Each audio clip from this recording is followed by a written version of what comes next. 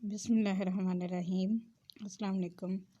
आज constitution of Pakistan complete का मैं क्विक ओवरव्यू करने जा रही हूँ। और इसमें जो सबसे इम्पोर्टेंट, जैसे कि आजकल पेपर इजी आ रहे हैं, तो प्रीएम्बल में से एक क्वेश्चन आने के चांसेस हैं। अच्छा जी, 12 अप्रैल 1973 को।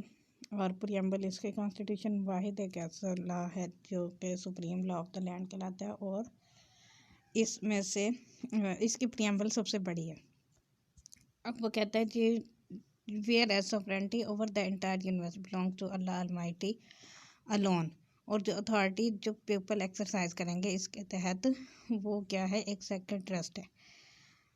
उसके अलावा जी पीपल ऑफ पाकिस्तान की जो विल है कि ये ऑर्डर बनाया जाए, और जो स्टेट जो है वो एक्सरसाइज करेगी पावर या authority through chosen representative. Principle of democracy, freedom, equality, tolerance, social justice as enunciated by Islam shall be fully observed. और उसके अलावा जी Muslim shall be enabled to order their lives in the individual and collective spheres according to the injunctions of Islam and Holy Quran as set out in the Holy Quran and Sunnah. और उसके अलावा जो adequate provision shall be made for minorities to freely profess and practice their religion and develop their cultures. Territories now included और इन accession, मतलब जो पाकिस्तान में territories मौजूद हैं या जो मज़ीद ले ली जाएंगी, वो क्या कहलाएंगे, उस पर जो फेडरेशन की, जो पाकिस्तान की फेडरेशन है या ऑटोनमस बॉडीज़ हैं, उनकी पावर होगी उस टेरिटोरियल जुरिस्डिक्शन पे। Wherein the shall be granted fundamental rights जो है वो ग्रांट किए जाएंगे। Equality of status, opportunity and before law, social, economic and political justice and freedom of thought, expression, belief, faith, worship and association subject to law and public morality, wherein adequate provision shall be made to safeguard the legitimate interest of the minorities and backward and depressed classes. Independence of judiciary shall be fully secured. उसके अलावा जी integrity of territories federation जो है, independence, all rights including sovereign rights, land, sea and air shall be safeguarded. Therefore, the people of Pakistan process so that the people of Pakistan may prosper and attain their rightful and honored place amongst the nation of the world and make their full contribution towards the international peace and progress and happiness of humanity. Now, therefore, the people of Pakistan, conscious of our responsibility before Allah Almighty and man, cognizant and sacrifice made by the people in the cause of Pakistan, faithful to declaration made by the founder of Pakistan, Qaid Azam Muhammad Jinnah, the Pakistan would be a democratic state based on Islamic principles of social justice. अच्छा जी, उसके अलावा है जी democracy को preserve किया जाएगा चीज by unremitting struggle of Pakistan against oppression of and tyranny, inspired by the resolve to protect our national and political unity and solidarity by creating egalitarian society through a new order, do hereby through our representatives in the National Assembly adopt, enact and give to ourselves this constitution. ये assume किया गया कि ये पाकिस्तान की वाक़ई चाहती है और इसलिए ये बनाया जा रहा है। अच्छा खैर, पार्ट 1 जी इसका इंट्रोडक्टरी। अब रीडिंग नहीं करूँगी पूरे के पूरे की, सिर्फ हेडिंग पढ़ूँगी और ओवरव्यू उसका। The Republic and it's territories, इसमें पाकिस्तान के जितनी भी टेरिटरीज हैं उसमें पंजाब, सिंध, सरहद, KPK और बलूचिस्तान, और जो फेडरल कैपिटल है फाटा जो है ओमिट हो गया, मर्ज हो गया KPK के साथ, तो इधर से भी इसको ओमिट होना चाहिए था, पता नहीं क्यों नहीं किया।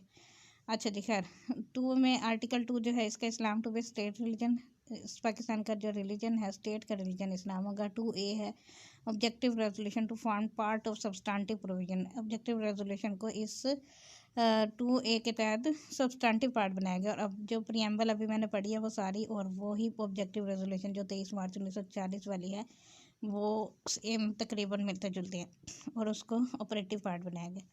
आर्टिकल 3 है जी एलिमिनेशन ऑफ एक्सप्लॉयटेशन, इस्तेहसाल का खात्मा किया जाएगा। 4 है right of individual to be dealt with in accordance with the law, law के तहत जो इंडिविजुअल के राइट्स हैं उनको डील किया जाएगा, मतलब इक्वालिटी ऑफ लॉ की बात की है, रूल ऑफ लॉ।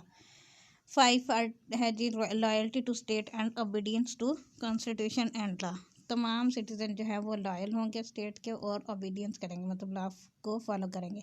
6 है जी हाई ट्रीजन। हाई ट्रीजन जो है वो ये जो मार्शल लॉ जो लगा देते हैं, मतलब कॉन्स्टिट्यूशन को साइड पर रखकर और अपना रूल फॉलो करते हैं, वो उसके अगेंस्ट है ये हाई ट्रीजन। अगर कोई कॉन्स्टिट्यूशन का एब्रोगेट करता है, सबवर्ट करता है, सस्पेंड करता है या होल्ड इन अबेंस करता है, या इन चारों के अटेम्प्ट करता है, या कंस्पायरेसी करता है, या फिर एड करता है, या अबैट करता है, या कोलैबोरेटिंग करता है, तो वो क्या कहलाएगा, उस शख्स ने गिल्टी ऑफ हाई ट्रीजन करेगा। इस पर अगर क्वेश्चन आ जाए तो बहुत अच्छा लिखा जा सकता है, क्योंकि आपने ये 4 लफ्ज़ सिर्फ याद करने, एब्रोगेट, सबवर्ट, सस्पेंड और होल्ड इन अबेंस। फिर इन चारों के साथ अटेम्प्ट लगा देना, इन चारों के साथ कंस्पायरेसी लगा देना, और इन चारों के साथ एडिंग लगा देना, अबैटिंग लगा देना और कोलैबोरेटिंग लगा देना, और आपका ये अच्छा खासा 20 नंबर का क्वेश्चन बन जाएगा। अच्छा जी, इसके बाद 2A में वो कहता है कि हाई ट्रीजन जो भी एक्ट्स अभी मेंशन किए गए हैं उनको कोई भी कोर्ट वैलिडेट नहीं करेगी, including supreme court and high court. क्योंकि पहले ये होता था कि सुप्रीम कोर्ट जो है वो ये हाई ट्रीजन के एक्ट को वैलिडेट करार देती थी डॉक्ट्राइन ऑफ नेसेसिटी के तहत, लेकिन अब इस 1973 में एक्ट के ये कॉन्स्टिट्यूशन बनने के बाद अब ऐसा नहीं हो सकता, जबकि हो चुका है 1973 का कॉन्स्टिट्यूशन था, उसमें ये आर्टिकल मौजूद था हाई ट्रीजन वाला, लेकिन उसके बावजूद भी मुशर्रफ का दौर आया और वो martial law, civil martial law administrator के तौर पर उसने इंट्रोड्यूस करवाया, फिर प्रेसिडेंट बन गया खुद।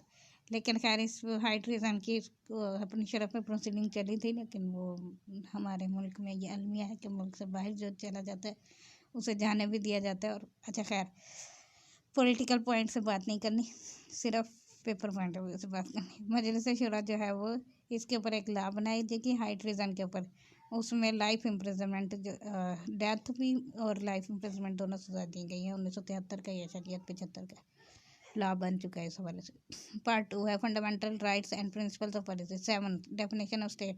स्टेट में federal government, parliament, provincial government, provincial assembly और लोकल अथॉरिटीज़ इन पाकिस्तान जो भी हैं वो जो एम्पावर्ड है टैक्स इम्पोज करने के लिए, वो क्या कहलाएंगे, स्टेट कहलाएंगे। स्टेट के डेफिनेशन में फॉल करेंगे। चैप्टर 1 स्टार्ट होता है जी फंडामेंटल राइट्स से। Article 8 laws inconsistent with or in derogation of fundamental rights to be void. Fundamental rights की वायलेशन में कोई भी लॉ नहीं बनाया जाएगा, अगर कोई बन गया तो वो जिस हद तक इनकंसिस्टेंट है इससे वो वाइड होगा। लेकिन ये आर्टिकल 8 अप्लाई नहीं होगा आर्म फोर्सेस के ऊपर, मतलब वो जो चाहे लॉ बना सकते हैं उनके मेंटेनेंस और डिसिप्लिन के वजह से, वो चाहे फंडामेंटल राइट्स के अगेंस्ट भी है बन सकता है। अच्छा जी, उसके अलावा जो भी लॉ स्पेसिफाइड किए गए हैं फर्स्ट शेड्यूल में, in force immediately before commencing of this day और amended by any of the law specified. First schedule में जो एक्ट बताए गए हैं उनके ऊपर भी वो जो इमरजेंसी वगैरह प्रोविज़न होती है ना, इमरजेंसी प्रोक्लेम हो जाती है, उस हवाले से भी लॉज बनाए जा सकते हैं इसकी इनकंसिस्टेंट में। आर्टिकल 9 है जी सिक्योरिटी ऑफ पर्सन। किसी भी शख्स की सिक्योरिटी लाइफ जो है वो और लिबर्टी जो है उसको किसी के पास राइट नहीं है उसको छीनने का। आर्टिकल 10 है safeguard as to arrest and detention. Arrest and detention के हवाले से सेफ गार्ड दी गई है कि किसी को भी अरेस्ट एंड डिटेंशन नहीं किया जाएगा without due process of law. ये जो इतना बड़ा आर्टिकल है ना, इसमें इसका प्रोसीजर बताया गया कि अगर किसी को अरेस्ट कर लिया जाएगा तो फिर उसको 24 घंटे के अंदर पेश किया जाएगा, उसे 3 महीने से ज़्यादा, ये प्रिवेंटिव डिटेंशन से रिलेटेड है। आर्टिकल 10 एज है right to fair trial. Fair trial का हक हर शख्स का है। 11 slavery force labour etc prohibit. Slavery और फोर्स लेबर को प्रोहिबिट किया गया है। किसी भी तरह की फोर्स लेबर या trafficking of human beings prohibited है। और चाइल्ड जो कि 14 साल से का कम है उसको भी किसी भी माइनर या किसी भी हज़ार्डस एम्प्लॉयमेंट में नहीं दिया जाएगा कोई भी चीज़। अब एक्सेप्शन, ये जो फंडामेंटल राइट्स है ना, इसके हर आर्टिकल के साथ एक एक्सेप्शन मौजूद है। अब वो कहता है कि कोई भी चीज़ जो है इस अफेक्ट नहीं करेगी कंपलसरी सर्विस को। अगर कोई पनिशमेंट में है, मतलब कोई जैसे डिग्रेस इम्प्रिजनमेंट की सजा दी गई है, या फिर जो कि रिक्वायर्ड बाय लॉ है to force for public purpose, अगर ये कम्युनिटी सर्विसेज वगैरह वाले काम होते हैं जिसमें लॉ के तहत ही ज़रूरत है, तो वो उसको वो कम करवाया जा सकता है। जैसे ये मेट्रो बनी थी तो मेट्रो के वक्त काफ़ी सारे लोग मज़दूरों की ज़रूरत थी, तो वो उन्होंने जिसको चाहा ले लिया, तो कोई ये नहीं कह सकता जी हम ये नहीं करेंगे काम। provided that no compulsory service shall be of a cruel nature or incompatible with human dignity. 12 है जी protection against retrospective punishment. Retrospective punishment मतलब अगर कोई आज बना है तो उसकी इम्प्लीमेंटेशन भी आज से ही होनी चाहिए, ना कि उसकी इम्प्लीमेंटेशन पीछे से होनी चाहिए। लेकिन ये क्लास जो है वो अप्लाई नहीं होगी 270 आर्टिकल को। लॉ मेकिंग एक्ट्स ऑफ एप्रोगेशन और Subversion of constitution in force, ये जो हाई ट्रेजन वाले एक्ट्स हैं ना उसकी एप्लीकेबिलिटी पीछे से की गई थी, क्योंकि उससे पहले जितने भी लोग जिन्होंने भी मार्शल लॉ लगाया था तो उनका ट्रायल हो सके, लेकिन बेचारे वो सारे के सारे मर गए। 13 protection against double punishment and self incrimination. Double punishment, ये जो डबल जेपर्टी का रूल है कि वो किसी के डबल जेपर्टी, एक ही ऑफेंस के लिए 2 दफ़ा सजा नहीं दी जा सकती और किसी को मजबूर नहीं किया जा सकता कि वो अपने खिलाफ कन्फेशन करे। 14 है जी inviolability of dignity of man ETC। Dignity of man का जो उसकी प्राइवेसी होम और शैल बी इनवाइडेबल, मतलब इंसान के डिग्निटी और उसके वकार का ख्याल रखा जाएगा, किसी को भी टॉर्चर नहीं किया जाएगा एविडेंस एक्सट्रैक्ट करने के लिए। 15 है जी फ्रीडम ऑफ मूवमेंट। मूवमेंट का फ्रीडम जो है वो हर शख्स का हक है कि वो कहीं भी जा सकता है। 16 फ्रीडम ऑफ असेंबली, कई लोगों का राइट है कि वो कभी भी कहीं पर भी इकट्ठे हो सकते हैं, लेकिन वो अनलॉफुल असेंबली ना हो, वो फिर सब्जेक्ट टू लॉ हो जाता है। 17 फ्रीडम ऑफ एसोसिएशन। एसोसिएशन भी कभी भी पीपल पर राइट है कि वो एक को कोई भी फर्म, कोई भी एसोसिएशन, कोई भी बना सकते हैं, लेकिन वो जो मतलब सब्जेक्ट टू लॉ, अगर कोई लॉ ने कोई प्रोहिबिशन किया तो वो उस हवाले से नहीं एसोसिएट हो सकते। 18 है जी फ्रीडम ऑफ ट्रेड, बिजनेस और profession. Freedom of trade, business और प्रोफेशन की हर किसी को आज़ादी दिया है कि कोई भी शख्स किसी को भी कोई भी प्रोफेशन अडॉप्ट कर सकता है, कोई भी काम कर सकता है, किसी को मजबूर नहीं किया जा सकता। इसके क्रॉस रेफरेंस में आप कॉन्ट्रैक्ट एक्ट को सेक्शन मेरा ख्याल है 23 है, हाँ, फ्रीडम ऑफ ट्रेड, ट्रेड के हवाले से कि वो कोई भी एग्रीमेंट नहीं किया जा सकता किसी को रोकने के लिए कि वो ये काम ना करे, लेकिन उसमें एक एक्सेप्शन भी दी गई है कि वो अगर गुड विल उसने किसी ने परचेज़ किया तो फिर वो मना कर सकते। अच्छा जी 19 फ्रीडम ऑफ स्पीच। स्पीच का भी हर किसी का राइट है ना, लेकिन हम बोलते हुए डरते हैं, जैसे भी मैंने कहा पॉलिटिकल पॉइंट से बात नहीं करनी, तो बेसिकली ये फ्रीडम ऑफ स्पीच मुझे हासिल है कि मैं पॉलिटिकल पॉइंट के ऊपर भी बात कर सकती हूँ, किसी भी हवाले से बात कर सकती हूँ, लेकिन वो डिसेंसी और मोरालिटी के अगेंस्ट नहीं होनी चाहिए। 19 राइट टू इन्फॉर्मेशन। इन्फॉर्मेशन का राइट भी हर किसी के पास है कि वो पब्लिक इंपॉर्टेंस के जितने भी मैटर हैं, वो जैसे पब्लिक रिकॉर्ड 85 में बताए गए हैं QS के, वो आपके पास राइट टू इन्फॉर्मेशन है कि आप इंस्पेक्ट कर सकते हैं। 20 जी freedom to profess religion and to manage religious institution. Religious institution को मैनेज करने की भी फ्रीडम है हर किसी के पास। 21 safeguard against taxation for purposes of any particular religion. अच्छा जी किसी को भी किसी खास रीजन की वजह से स्पेशल टैक्स नहीं लगाया जाएगा। 22 safeguard as to educational institutions in respect of religion. Educational institutions जो है वो रिलीजन बता सकते हैं, मतलब मस्जिद, मंदिर और जो है चर्च, गिरजाघर, जो भी जिसका रिलीजन है उस हवाले से बना सकता है, लेकिन जो है वो स्टेट उसके हवाले से उसको प्रोवाइड नहीं करेगी funds. 23 provision as to property. हर सिटीजन का हक है कि वो प्रॉपर्टी एक्वायर करे, डिस्पोज ऑफ करे, मतलब रखे या बेचे या उसके साथ जो मर्जी करे। 24 प्रोटेक्शन ऑफ प्रॉपर्टी राइट्स। कोई भी शख्स को डिप्राइव नहीं किया जाएगा उसके प्रॉपर्टी राइट्स कर, सिवाय इसके कि गवर्नमेंट को जो है वो प्रॉपर्टी एक्वायर करने के लिए ज़रूरत है, और भी चंद कंडीशन लिखी हुई इनको आप पढ़ लीजिएगा। 25A है जी इक्वालिटी ऑफ सिटीज़न, कि हर तमाम के तमाम सिटीज़न जो है वो इक्वल है बिफोर लॉ। सॉरी ये 25 है इक्वालिटी ऑफ सिटीज़न, और फिर 25A है राइट टू एजुकेशन, गलत लिखा हुआ इसमें थोड़ा सा। There shall be no discrimination on the basis of sex, और सिवाय इसके कि गवर्नमेंट जो है वो बच्चों और औरतों के हवाले से अगर कोई स्पेशल लॉ बना दे तो वो एप्लीकेबल होंगे, अदरवाइज किसी के भी डिस्क्रिमिनेशन नहीं है, हर कोई बराबर है। 25 है जी राइट टू एजुकेशन। एजुकेशन का राइट हर किसी का है, और 5 से 16 साल तक के बच्चों को एजुकेशन जो है वो स्टेट प्रोवाइड करेगी free. 26 non discrimination respect of access to public rights. Public rights के एक्सेस, पब्लिक प्लेसेस पर भी एक्सेस का हर किसी को हक हासिल है विदाउट एनी डिस्क्रिमिनेशन, लेकिन फीमेल और बच्चों के हवाले से अलग लाभ बनाए जा सकते हैं। 27 safe guard against discrimination in service, service में भी किसी के साथ कोई डिस्क्रिमिनेशन नहीं की जाएगी। मतलब ऐसा नहीं होगा कि कोई अमीर है तो अमीर के बच्चे सर्विस में हैं और या फिर गरीब को बच्चे को आने ही ना दिया जाए, या फीमेल को ना आने दिया जाए, मेल को आने दिया जाए, इस तरह की कोई भी डिस्क्रिमिनेशन नहीं होगी। 28 है जी preservation of language script and culture, language script and culture की जो है वो प्रिजर्वेशन की जाएगी। मतलब जो हमारी नेशनल लैंग्वेज उर्दू है, जिस उर्दू की वजह से बेसिकली पाकिस्तान की फॉर्मेशन हुई है और हम जो है वो उर्दू को छोड़कर इंग्लिश के पीछे भाग रहे हैं। चैप्टर 2 है जी principles of policy. 29 principles of policy, principles of policy जो है वो इस चैप्टर में जो भी बताए गए हैं वो रिस्पॉन्सिबिलिटी है उस ऑर्गन अथॉरिटी के, स्टेट की रिस्पॉन्सिबिलिटी है बेसिकली कि वो इनको इंश्योर करवाए। 30 responsibility with respect to principles of policy, और जो है स्टेट की स्टेट जो है वो ऑर्गन्स बनाएगी, अथॉरिटीज़ बनाएगी जो कि इस प्रिंसिपल ऑफ पॉलिसी के हवाले से इंश्योर करवाएंगे। 31 Islamic way of life, steps लिए जाएंगे जी इस्लामिक वे ऑफ लाइफ के लिए कि पूरी कंट्री में जो है वो इस्लामिकली प्रोमलगेशन हो, इस्लाम क्या बोलवाला के हवाले से, मतलब जो इस्लामिक सिस्टम है बेसिकली उसको इंट्रोड्यूस करवाया जाएगा। 32 है जी promotion of local government institutions, local government institutions बनाए जाएंगे। 33 parochial and other similar prejudices to be discourage, किसी भी टाइप की racial, parochial, tribal, sectarian prejudice जो है वो उसको डिस्करेज किया जाएगा। 34 है जी full participation of women in national life. 35 protection of family ETC।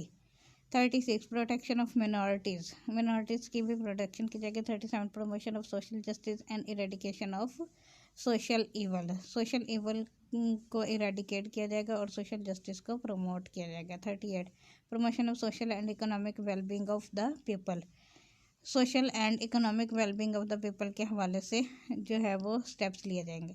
39 participation of people in arm forces, arm forces में जो है वो पार्टिसिपेशन करवाई जाएगी लोगों की जितने ज़्यादा हो सकेगा। 40 strengthening bonds with Muslim world and promoting international peace, Muslim world के साथ ये फंडामेंटल प्रीएम्बल में भी ये बात आई थी कि मुस्लिम वर्ल्ड के साथ बॉन्ड स्ट्रेंथ किया जाएगा।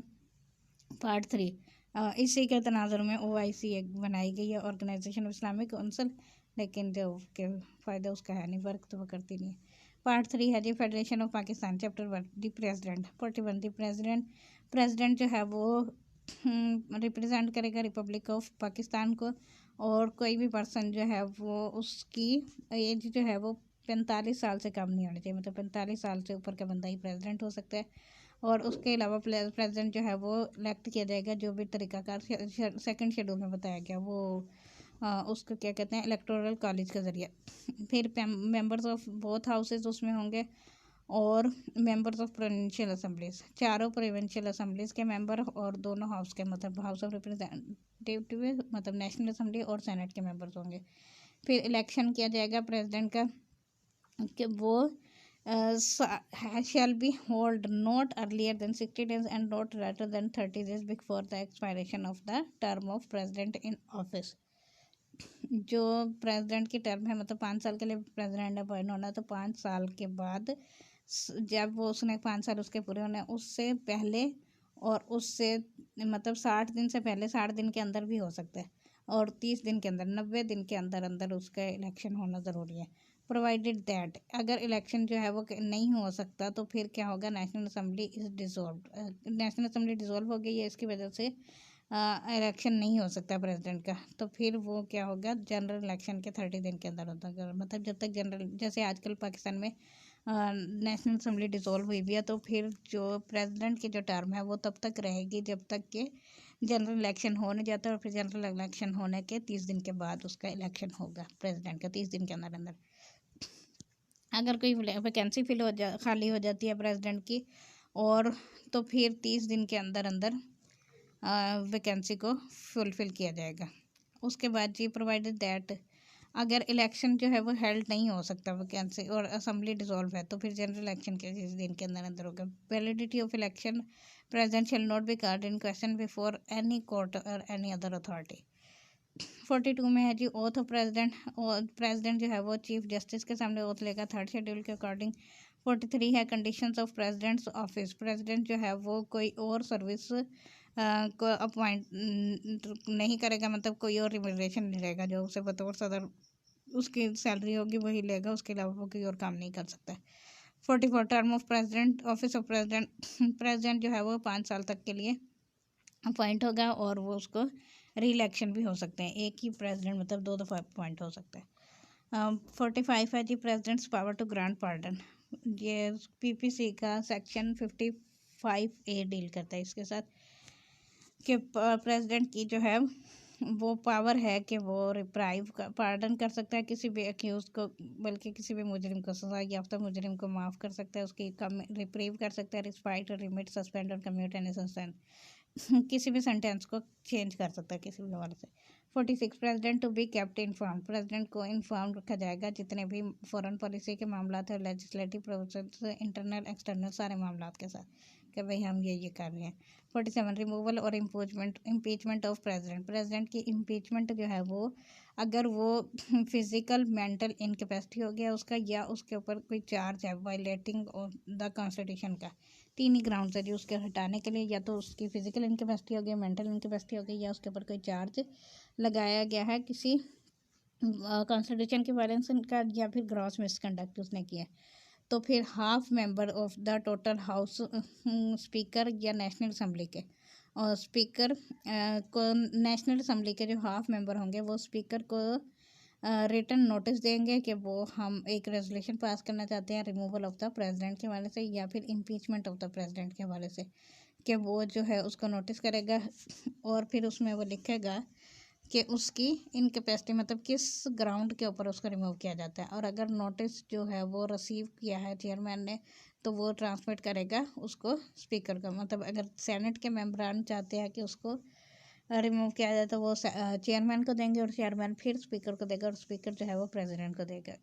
3 दिन के अंदर अंदर वो प्रेसिडेंट को देगा और स्पीकर जो है वो समन करेगा दोनों हाउसेस को कि वो 7 दिन के अंदर अंदर 7 दिन के बाद वो, और 7 और से 14 दिन के अंदर अंदर उसने उनको बुलाना है दोनों हाउसेस के मेंबरान को, और फिर जॉइंट सिटिंग जो है वो इन्वेस्टिगेट करेगी और जो है जो भी ग्राउंड उसके ऊपर लगाया गया प्रेसिडेंट के ऊपर, प्रेसिडेंट के पास जो है वो राइट होगा कि अपेयर का वो रिप्रेजेंटेटिव, मतलब वो खुद भी अपेयर हो सकते हैं और रिप्रेजेंटेटिव के ज़रिए भी इन्वेस्टिगेशन को हेयर कर सकते हैं, और उसमें राइट टू डिफेंस आसान अल्फाज में कहने।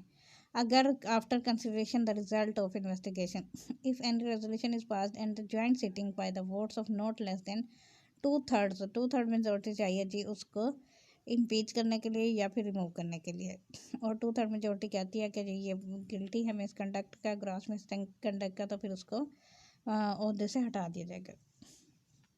President to act on advice. 48 अगर एक्सरसाइज ऑफ फंक्शन और the president shall act on in accordance with the advice of the cabinet to the prime minister provided that within 15 days. 15 दिन के अंदर अंदर प्रेसिडेंट जो है वो अब रिक्वायर करेगा कैबिनेट का कि वो प्राइम मिनिस्टर को कंसिडर करें उसकी एडवाइस को, और generally other than with in 10 days act in accordance with the advice tendered after such reconsideration.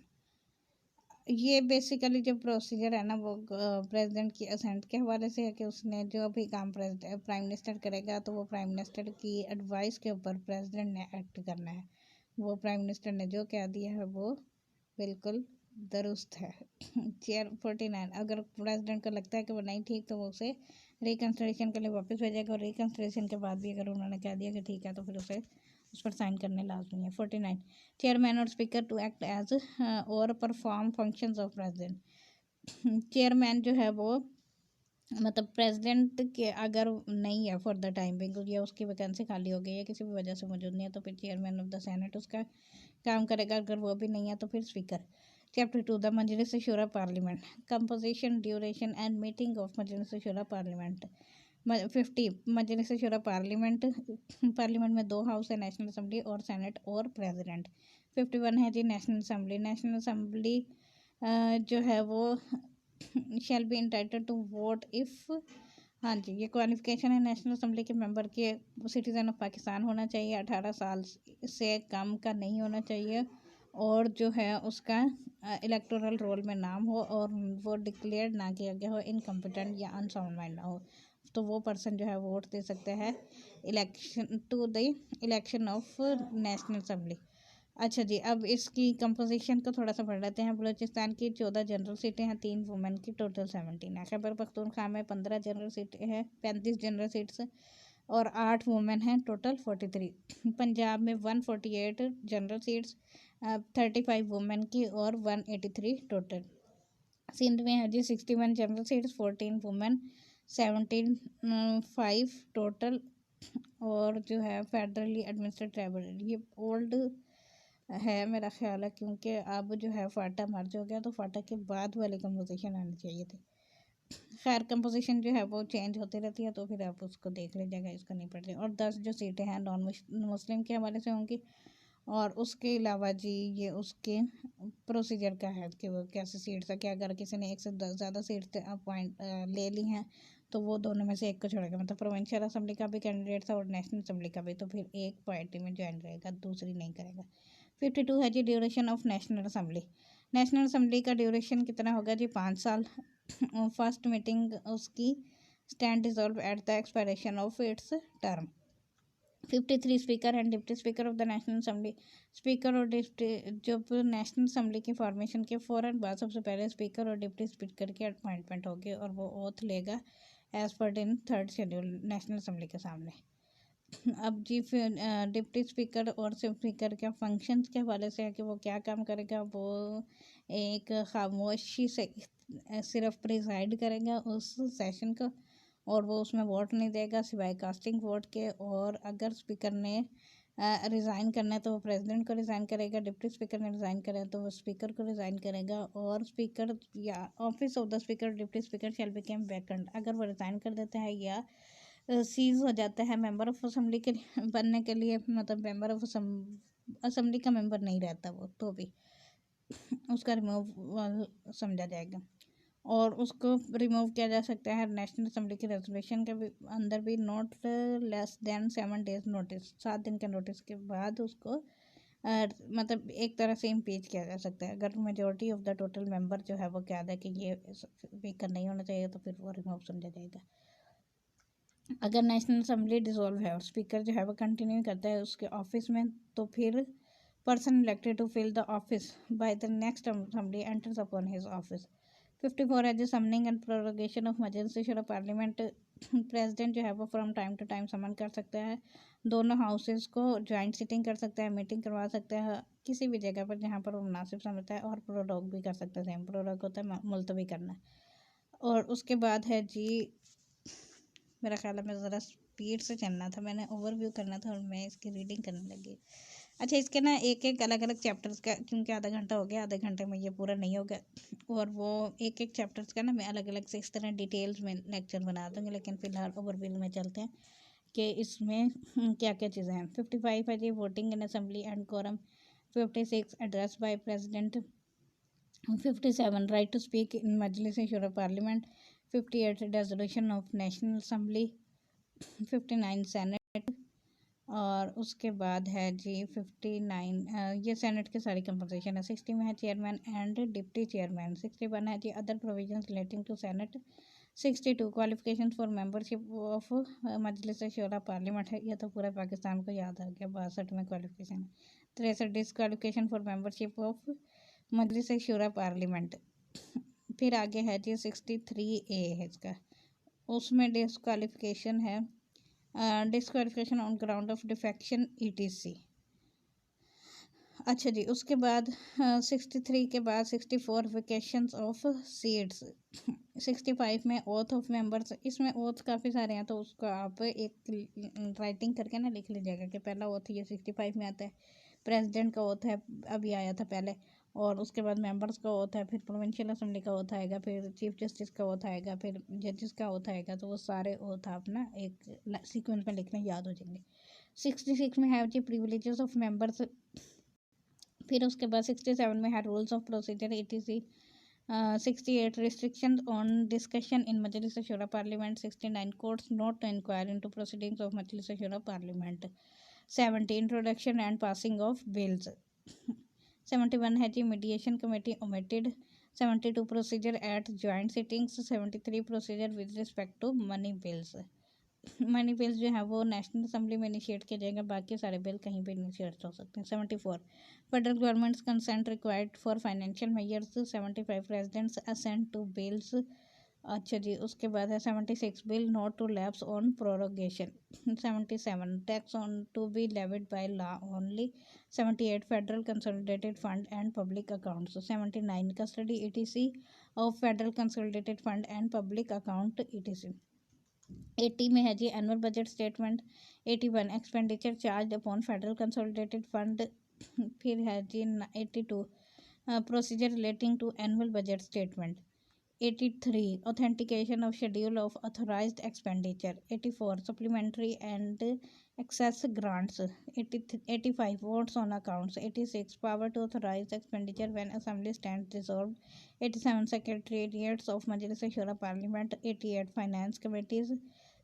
89 power of president to promulgate ordinance. उसके बाद है जी 90 चैप्टर 3 स्टार्ट हो गया फेडरल गवर्नमेंट के exercise of executive authority of the federation. 91 the cabinet. 91 में जो prime minister की cabinet है. 92 federal minister and ministers of state और 93 में adviser. 94 prime minister continuing in office. 95 vote of no confidence against prime minister. 96 vote of no confidence prime minister omitted. अच्छा जी 97 extent of executive authority of federation. 98 conferring of functions on subordinate authority. 99 conduct business of federal government. 100 है जी attorney general of Pakistan.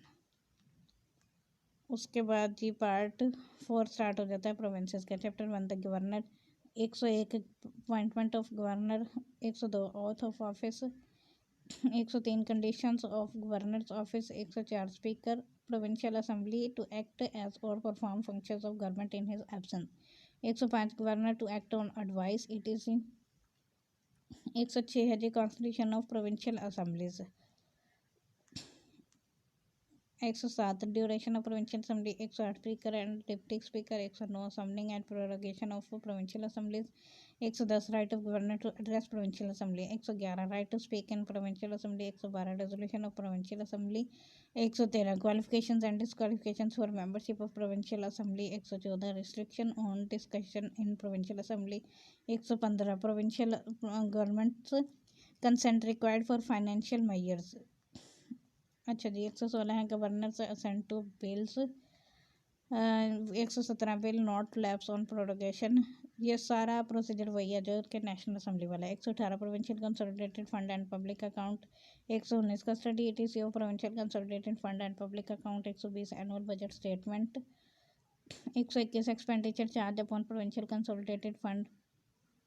122 procedure relating to annual budget statement. 123 authentication of schedule of authorised expenditure. 124 supplementary and excess grant. 125 votes on account. 126 power to authorise expenditure when assembly stand dissolved. 127 provision relating to national assembly etc to apply to provincial assembly etc. अच्छा जी उसके बाद 128 power of governor to promulgate ordinance.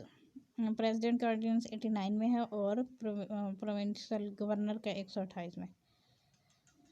Exercise of chapter 3 है जी provincial governments exercise of executive authority of the provinces. 129 और 130 है जी दी cabinet. 91 में prime minister की कैबिनेट और 131 में गवर्नर की कैबिनेट है. 131 governor to be kept informed. 130 में कैबिनेट है और 131 में governor to be kept informed. 132 में provincial ministers. 133 chief minister continuing in office. 134-35 submitted है vote of no confidence against chief minister. 136 137 extent of executive authority of province. 138 conferring of functions on subordinate authorities. 139 conduct of business of provincial government. 140 advocate general for a province. 141 40A local government. Part 5 है जी relations between federation and provinces. Chapter 1 distribution of legislative powers. 141 extent of federal and provincial laws. 142 subject matter of federation federal and provincial laws. 143 inconsistency between federal and provincial law.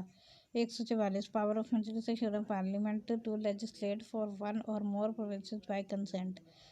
Chapter 2 administrative relations between Federation and provinces. Power of President to direct Governor to discharge certain functions as his agent. 145 146 Power of Federation to confer powers on etc on provinces in certain cases. 147 Power of the provinces to entrust functions to the Federation. 148 Obligation of provinces and Federation. 149 Direction to provinces in certain cases. 150 full faith and credit for public acts etc. 151 inter provincial trade. अच्छा जी 152 है acquisition of land for federal purposes. 152 है omitted. 153 council of common interest CCI। 154 functions and rules of procedure. और 155 complaints as to interference with water supplies. 156 national economic council NEC। 157 electricity. 158 priority for requirements of natural gas. 159 broadcasting and telecasting. Sorry अच्छा जी उसके बाद है part 6 finance property contracts and source. 160 national finance commission NFC जिसे कहते हैं। और 161 natural gas and hydro electric power. 162 prior sanction of president required to bills affecting taxation in which provinces are interested. 163 provincial taxes in respect of profession etc. 164 grants out of consolidated fund. 165 exemption of certain public property from taxation. 165A Majlis power of Majlis Shura Parliament to impose tax on the income of certain corporations etc. Borrowing by federal government. 166 167 borrowing by provincial government. 168 Auditor General of Pakistan. 169 functions and powers of Auditor General. 170 power of Auditor General to give direction as to accounts. 171 reports of Auditor General. 172 ownerless property जिस property का कोई honour नहीं है उसकी उसका honour government होती है। 173 power to acquire property and to make contracts etc. अच्छा जी 174 है suits and proceedings. The judicature chapter 1 the courts. 175 establishment and jurisdiction of courts. और उसके बाद है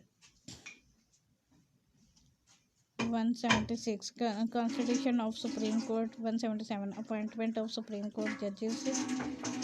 178 Oath of Office. 179 Retiring Age. 180 Acting Chief Justice. 181 Acting Judges. 182 Appointment of Ad Hoc Judges. 183 Seat of the Supreme Court. 184 Original Jurisdiction of Supreme Court. 185 Appellate Jurisdiction of Supreme Court. 186 Advisory Jurisdiction. 186A Power of Supreme Court to transfer cases. 187 Issue and execution of process of Supreme Court. 188 Review of judgment of orders by the Supreme Court. 189 Decisions of Supreme Court binding on other courts. 190 Action in aid of Supreme Court. 191 Rules of procedure. 192 Constitution of High Court. 193 Appointment of High Court judges. 194 Oath of Office. 195 Retiring Age. 196 Acting Chief Justice. 197 Additional Judges. 198 Seat of the High Court. 199 Jurisdiction of High Court. ये इसमें 5 rates हैं वो वाले। 200 Transfer of High Court Judges. 201 Power Decision of High Court binding on subordinate courts. 202 Rules of Procedure. 203 High Court to superintend subordinate courts. 203A Provisions of Chapter 2 override other provisions of the Constitution. 203B Definitions.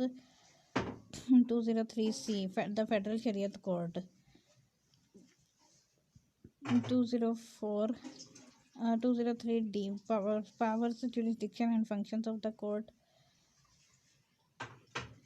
203 double D divisional and other jurisdiction of the court. 203 E powers and procedure of the court. 203 F appeal to Supreme Court. 203 G bar of jurisdiction. 203 double G decision of court binding on high court and other courts subordinate to it. 203 H pending proceeding to continue etc. 203 J power to make rules. 204 contempt of court. 205 remuneration etc. of judges.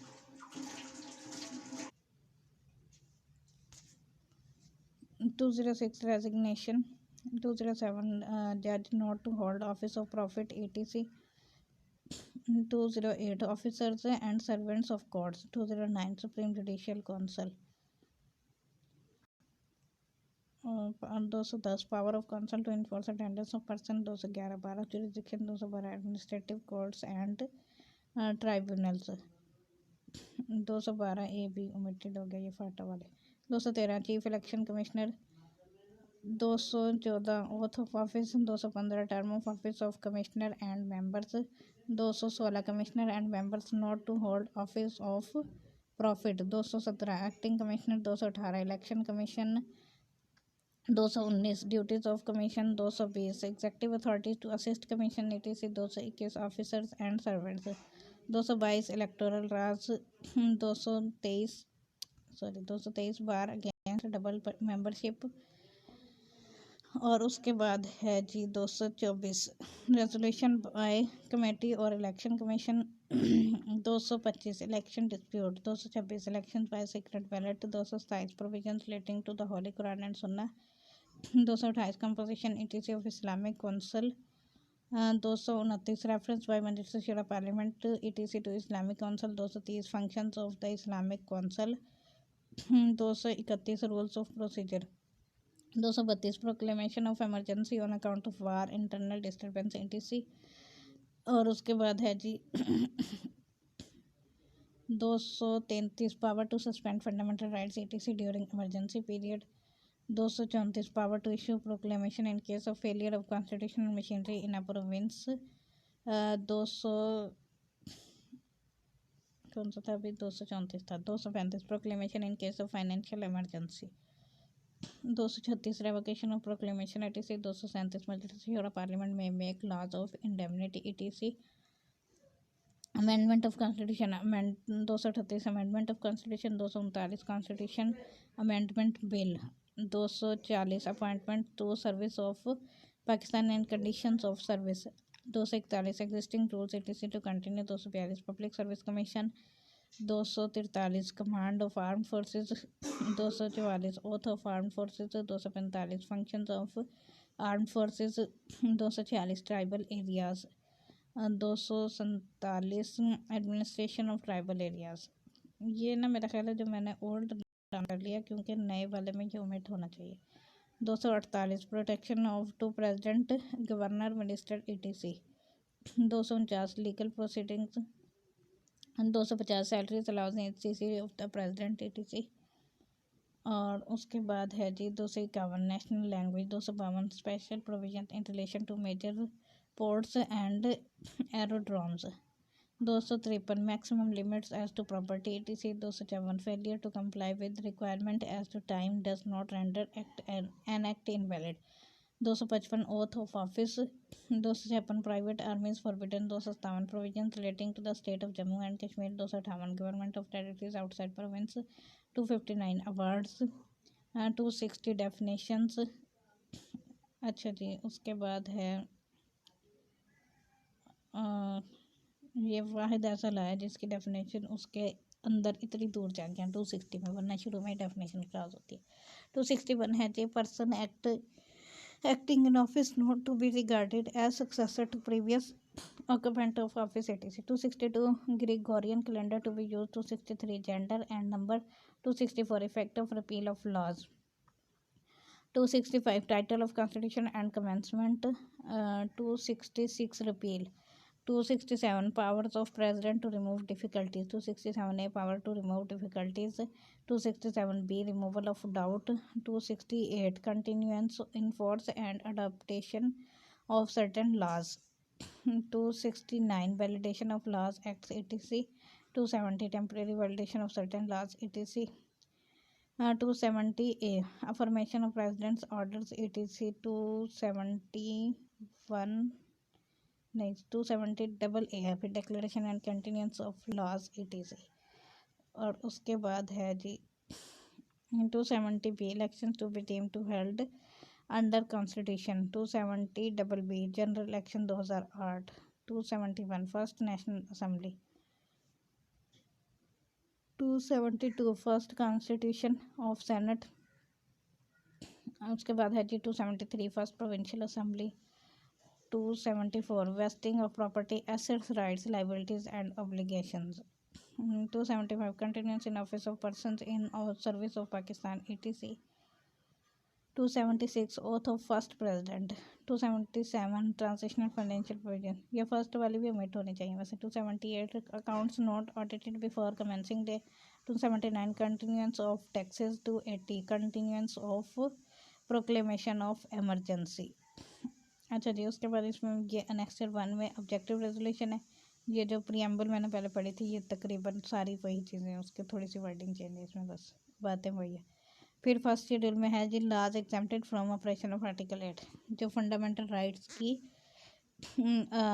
Inconsistency में भी अगर होगा कोई तो वो बनाया जा सकता है. इसमें वो exceeding state economic reforms president का ऑर्डर रेगुलेशंस है कोई भी जो भी लैंड रिफॉर्म एक्ट रेगुलेशन और ये सारे सेटलमेंट के हवाले से फेडरल एक्ट लैंड रिफॉर्म्स के हवाले से अगर राइस मिलिंग है ordinance promulgated by the president provincial acts provincial ordinance. Part 2 में है जी इसके प्रेसिडेंशियल ऑर्डर्स. ये मार्शल लॉ वाले रावलपिंडी वाले और गवर्नमेंट एग्रीकल्चर लैंड के हवाले से एसेट्स फॉरेन एसेट्स के हवाले से. ये पेपर पॉइंट ऑफ व्यू से इतना इंपॉर्टेंट नहीं है लेकिन एक दफ़ा इसको पढ़ जरूर लीजिएगा. सेकंड शेड्यूल है जी इलेक्शन ऑफ प्रेसिडेंट. प्रेसिडेंट का इलेक्शन वो इलेक्टोरल कॉलेज के ज़रिए बनाया जाएगा कि वो सारे मेंबर वोट करेंगे. इसका प्रोसीजर काफ़ी इंटरेस्टिंग है वैसे. इसको मैं जब डिटेल लेक्चर बनाऊंगी तो फिर इसको पढ़ूंगी. अभी फ़िलहाल थर्ड शेड्यूल में जी ओथ ऑफ ऑफिस है. सबका ओथ अलग अलग इसमें लिखा हुआ है जबकि तरीका एक ही है. उसमें एक वैसे पढ़ देती हूँ कोई सभी. वो कहता है I do solemnly swear that I am a Muslim and believe in the Holy Quran, in the unity and oneness of Almighty Allah, the books of Allah, the Holy Quran being the last of them, the Prophet of Muhammad, peace be upon him, as the last of the prophets, and that there can be no prophet after him, the day of the judgment, and all the requirements and teachings of the Holy Quran and Sunnah, that I will bear the true faith and allegiance to Pakistan, that as Prime Minister of Pakistan I will discharge my duties and perform my functions honestly to the best of my ability, faithfully in accordance with the Constitution of Islamic Republic of Pakistan and the law, and always in the interest of sovereignty, integrity, solidarity, well-being and prosperity of Pakistan. That I will strive to preserve the Islamic ideology which is the basics for the creation of Pakistan, that I will not allow my personal interest to influence my official conduct or my official decision, that I will be preserved to protect and defend the Constitution of the Islamic Republic of Pakistan, that in all circumstances I will do right to all members of public according to law without fear of or favor, affection or ill will, and that I will not directly or indirectly communicate or reveal to any person any matter which shall be brought under my consideration or shall become known to me as Prime Minister, except as may be required for the due discharge of my duties as Prime Minister. May Allah Almighty help and guide me. Amen. अच्छा जी, ये prime minister का oath. इसी तरह बाकी सबके भी होते हैं. Speaker of the national assembly का. और ये किसका है जी? ये भी स्पीकर का. तो सारे ओथ वो इस थर्ड शेड्यूल के तहत लिए जाएंगे वो. और आगे मेरा ख्याल है इसका कुछ भी नहीं है. बाकी शेड्यूल जो इसके हैं वो ओमिटेड है ओथ वाले के बाद. नेशनल असेंबली का ओथ, हर मेंबर का ओथ इसमें वो लिया जाएगा.